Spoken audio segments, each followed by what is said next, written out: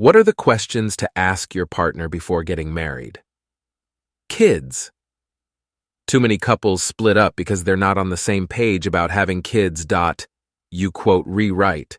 But often people change their minds about this in their 30s versus their 20s, so unfortunately it can still happen.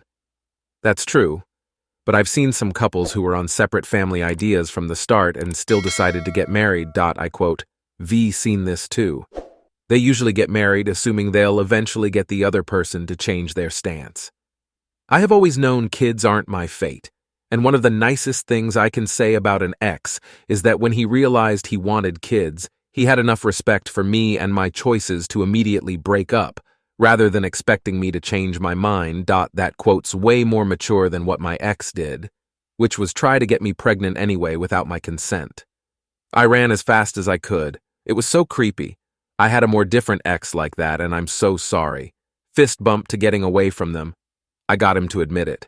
It's sexual assault, called stealthing. I lied and said I was really shocked because I got a positive pregnancy test, and told him I didn't understand how it could happen. His response, "I'm not surprised, I'm so excited." There were a few times that I didn't pull out all the way. My blood ran cold. I stopped having sex with him immediately. I ended up making up a fake doctor's appointment that confirmed it was just a false positive. He was so bummed about it. It was truly unsettling. Shout out to my pregnant friend, nursing school classmate, for pissing on the stick for me. I had been planning my exit with my friend group at school for about a month before I left. Those women really wrote my playbook to get the fuck out of there safely as soon as possible. I'll never be able to thank them enough. That was 9 years ago. I have a 3-year-old now, who I had just shy of my 30th birthday when I was ready for children. I never said I never wanted kids, just that I didn't even want to think about it at 22 23rds. The woman he started dating immediately after the breakup got pregnant within the first 3 months they were together. We were together 2.5 years. Only time in my life I was thankful for my fertility issues. Writing this long response in case someone who is suspicious that this might be happening to them is reading the thread. Run as fast as you can before you end up pregnant with the spawn of Satan. TLDR. If a man isn't pulling out after it was agreed he would, or taking off a condom without your knowledge, it is sexual assault. Reach out to women around you. Stay safe. My mother was someone who agreed to have kids to save her marriage, and whilst she bonded with my older brother, she felt nothing but hostility and animosity towards me.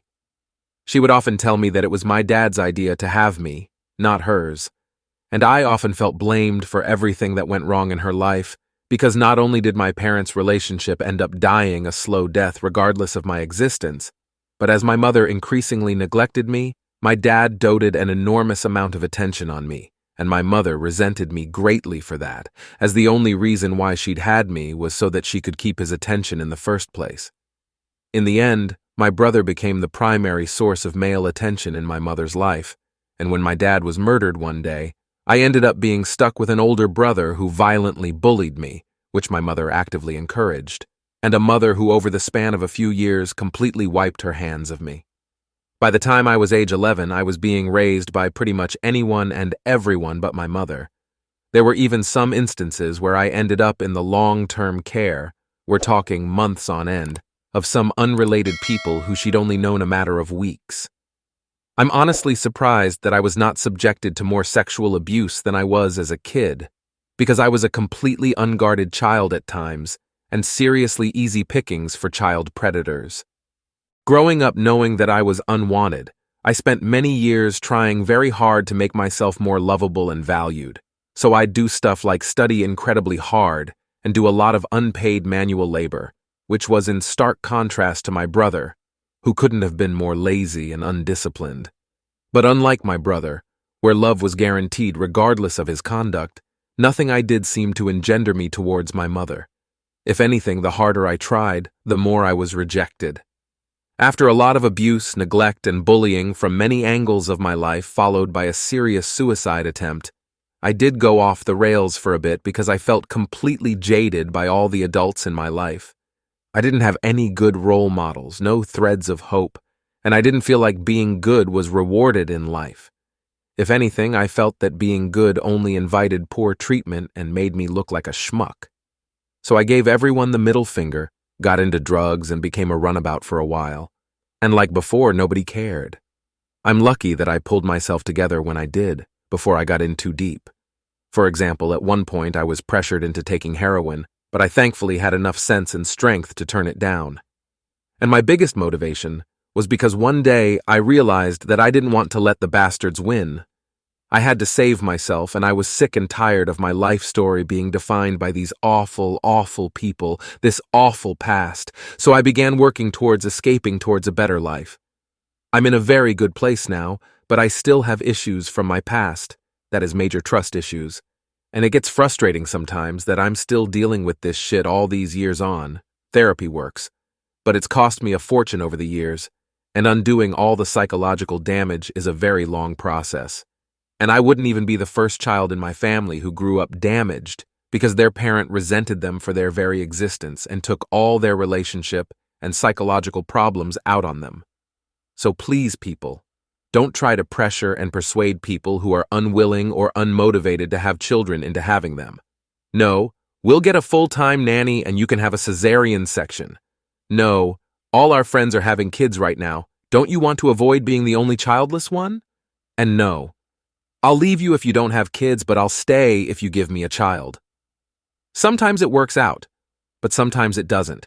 And when it doesn't just asterisk up the relationship regardless, but also the children you've now brought into it too. Thank you for being so open about your experience. I'm really sorry you had to go through that. My mom got pregnant with me on birth control when my sister was only 6 months old. I was told my whole life about how hard my mom cried when she found out and how difficult it was to raise a child like me. If you're ready to unpack everything, make sure you find a therapist who is trauma-informed. I have lifelong trauma, and with intensive treatment, I was able to go into remission from CPTSD. A lot of people don't even know that it's possible to recover, myself included, before I did it. I want to remind you that you are not strong because of your trauma. You are strong in spite of it. That's how you made it through alive to be here telling your story now. You can do whatever you set your mind to. If I can do it, anyone can. You are important.